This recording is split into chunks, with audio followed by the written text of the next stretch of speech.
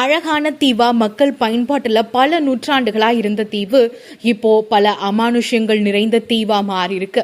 Venice நகரத்துல அமைந்திருக்கிற பொவிகிலியா தீவு 1790கள்ல வந்த பிளேக் நோயால தனிமைப்படுத்தப்பட்ட தீவு. தீவுல முற்றிலுமா பிளேக் நோயால பாதிக்கப்பட்டவர்களோட சிறைச்சாலை மட்டும்தான். லட்சத்துக்கும் மேற்பட்ட உயிர்கள் இறந்த தீவா மாறி போனது. அதுக்கப்புறம் தான் பல அமானுஷ்யங்களும் நடக்க ஆரம்பிச்சிருக்கு. 1793 1814 வரையும் தனிமைப்படுத்தப்பட்ட தீவு. 1800க்கு பின்னாடி அங்க ஒரு மனநல மருத்துவமனை வந்திருக்கு. ஆனா அதுக்கப்புறம் அமானுஷ்யங்கள் அதிகமாகிருக்கு. அங்க பல கொடூரங்கள் நடந்திருக்கு.